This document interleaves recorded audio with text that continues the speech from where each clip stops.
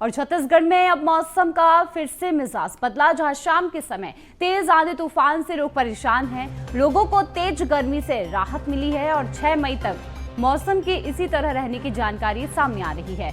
आज तापमान में 5 से 6 डिग्री तक गिरावट देखी जा सकती है, तो मौसम वैज्ञानिकों ने सूचना दी है और कई जगह पर येलो अलर्ट जारी भी किया गया है। तो लगातार छत्तीसगढ़ में मौसम बदलता नजर आ रहा है। भारी बारिश, आंधी तूफान देखने को मिल रहा है, जिससे यहाँ पर लोगों को समस्याएं भी हो रही हैं। और देखा जाए तो भले ही यहाँ पर गर्मी से राहत मिली हो, लेकिन जिस तरीके से आंधी तूफान का दौर जो है वो देखने को मिल रहा है, उससे कहीं ना कहीं समस्याओं के घेरे में भी लोग नजर आ रहे हैं। अब इसी खबर पर अधिक जानकारी के लिए लगातार अविनाश हमारे साथ बने हुए। अविनाश, छत्तीसगढ़ के मौसम का क्या मिजाज है? देखा जाए तो लगातार यहाँ पर मौसम में बदलाव देखने को मिल रहा है।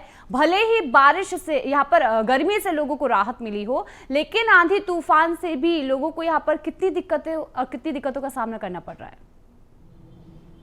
बिल्कुल शिवा, छत्तीसगढ़ में मौसम का मिजाज जो है लगातार बदलता हुआ नजर आ रहा है। पिछले 3 दिनों से देखा जा रहा है कि प्रदेश भर में तेज आंधी तूफान का कहर जारी है। साथ ही अलग अलग जिलों में बारिश जो है वो भारी बारिश जो है हो रही है, जिसके चलते तापमान में काफ़ी गिरावट जरूर आई है, लेकिन आम लोगों का जनजीवन जो है वो काफ़ी हलाकान है, क्योंकि बेमौसम बरसात के चलते जो है फसलों को काफ़ी नुकसान हो रहा है। खासतौर पर किसानों को जो केले या फिर दूसरी अन्य फसलों की खेती करते हैं, ऐसे किसानों को एक बड़ा नुकसान जो है इस मौसम में देखने को मिल रहा है। साथ ही अगर हम स्वास्थ्य की बात करें तो स्वास्थ्य में भी एक बड़ा बदलाव जो है वो देखने को मिल रहा है। कई जो बच्चे हैं उन्हें मौसमी बीमारियां हो रही हैं, क्योंकि 43 डिग्री तक का तापमान प्रदेश में दर्ज किया गया था और उसके बाद अचानक तापमान में बदलाव के चलते कई तरह की बीमारियां जो है संक्रमित बीमारियां हैं वो पैदा हो चुकी है और इस प्रकार से मौसम में एक बड़ा बदलाव का प्रभाव जो है वो देखने को मिल रहा है। लेकिन अगर हम तापमान की बात करें तो गर्मी से काफी राहत जो है इस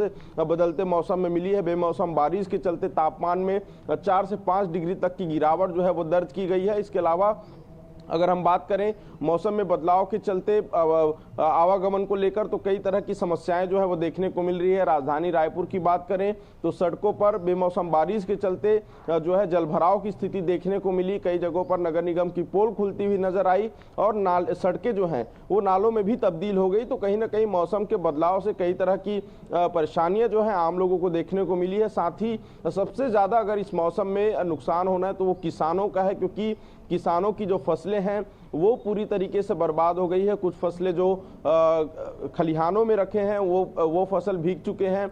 जो अविनाश, देखिए मौसम विभाग के द्वारा येलो अलर्ट जारी किया गया है, क्या आगे भी इसी तरीके का मौसम रहने वाला है?